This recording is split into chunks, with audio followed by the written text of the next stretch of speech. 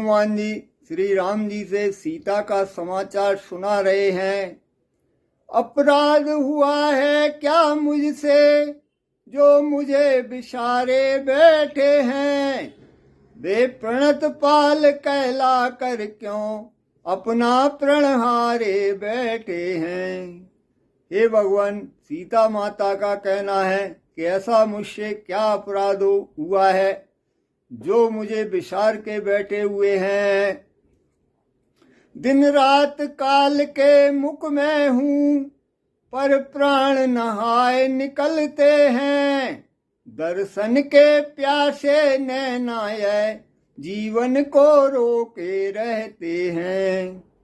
माता ने कहा है कि मैं दिन रात काल के मुख में हूँ फिर भी मेरे प्राण नहीं निकलते हैं, क्योंकि मन में दर्शन की चाह है। सुध नहीं महीने भर में ली रघुराई ने आकर मेरी, तो तन तज आत्मा लौटेगी उन चरणों में जाकर मेरी। यदि आपने मेरी 1 महीने में खबर नहीं ली तो ये आत्मा ही सिर्फ आपके पास लौटेगी, शरीर नहीं लौटेगा। चूड़ामण चलते समय दिया स्वामी यह चिन्ह लीजिएगा। दुख भरी कथा वैदेही की कब तलक कहाँ तक सुनिएगा।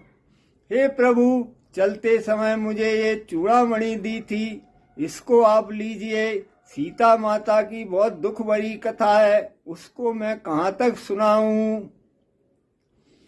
यह सुनते ही अधिक फिर विकल हुए रघुवीर, क्लेश हुआ अति चित्त को बहादुरों में नीर।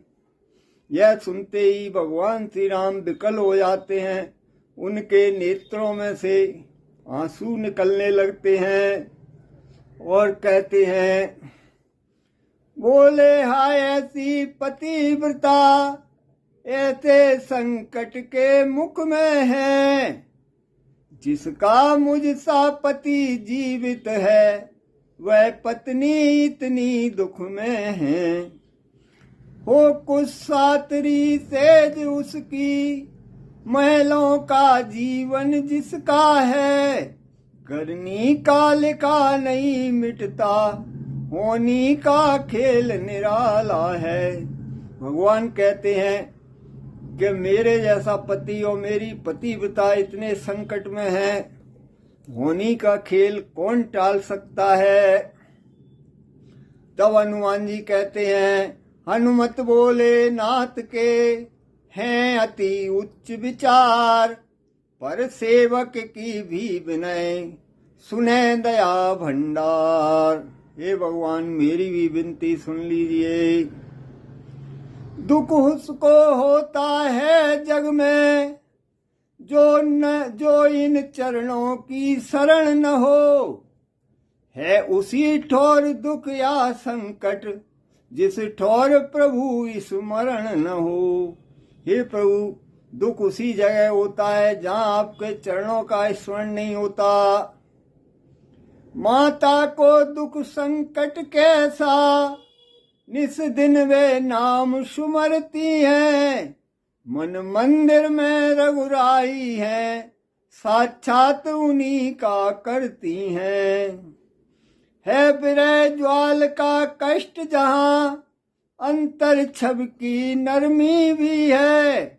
इस जग का है व्यवहार यही, सर्दी भी है गर्मी भी है। हे प्रभु, वो तो हमेशा आपका नाम सुमरण करती हैं। दूसरे बात कितनी सी है रणभेरी बजने दें स्वामी। लंका पर धावा करने को कपि सेना बढ़ने दें स्वामी। हे प्रभु, अब देरी किस बात की है, युद्ध का बिगुल बजा दीजिए और कपि सेना को आज्ञा दीजिए। तब भगवान कहते हैं, उठकर राघव ने कहा धन्य वीर हनुमान, तेरी गतिमति योग्यता हो किस भांति बखान। भगवान कहते हैं, हे हनुमान, तेरी योग्यता का और बुद्धि का मैं किस प्रकार बखान करूं। तुझसा उपकारी और नहीं, सुर नर मुनि सकल चराचर में। बलवीर हुआ तो अमृत नीर, बिरही जीवन के तरवर में। अब और विशेष कहें हम क्या, तू अब से प्राण हमारा है। श्री भरत शत्रुघ्न लक्ष्मण से, सीता से बढ़कर प्यारा है। तब राम जी कहते हैं, हे हनुमान, तुझ जैसा उपकारी संसार में कोई नहीं है। इस समय तू हमारे लिए अमृत के समान है, और मैं ये प्रण करता हूँ कि तू मेरे लिए भरत शत्रुघ्न लक्ष्मण और सीता सबसे प्यारा होगा। यह कहते कहते पुलकित प्रभु नैनों का नीर रोकते थे। टकटकी बांध कर बार बार हनुमत की ओर देखते थे। यह कहते कहते भगवान के नेत्रों में जल आ गया और टकटकी लगाकर हनुमान जी की तरफ देख रहे हैं। देख अवस्था नाथ की हनुमत हुए अधीर, मुँह कुमार चरणों गिरे, कह जय जय रघुवीर। ये अवस्था देख करके हनुमान जी भगवान के चरणों में गिर जाते हैं। थी दोनों ओर प्रेम गंगा, कपिदल भी जिसमें नहाता था। स्वामी सेवक का मिलन देख, त्रिभुवन मंडल पुलकाता था। प्रभु लगे उठाने हनुमत को, वे हिले नहीं उठना कैसा। चरणों में जब गड़ गया चित्त, टलना कैसा हटना कैसा। दोनों ओर से प्रेम की गंगा बह रही थी, जिसमें वानर दल भी स्नान कर रहा था। स्वामी और सेवक का मिलन देखकर पूरा त्रिभुवन मंडल पुलकायमान हो रहा था। प्रभु हनुमान जी को उठाते हैं, लेकिन उठना तो क्या, वो हिलते भी नहीं है।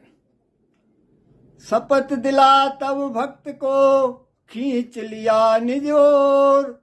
आसन दे अपने निकट, बोले अवध किशोर। तब हनुमान जी को उठने की शपथ दिलाकर भगवान ने अपनी ओर खींच लिया और पास में आसन देकर बिठा लिया। बोल पवन पुत्र हनुमान की जय।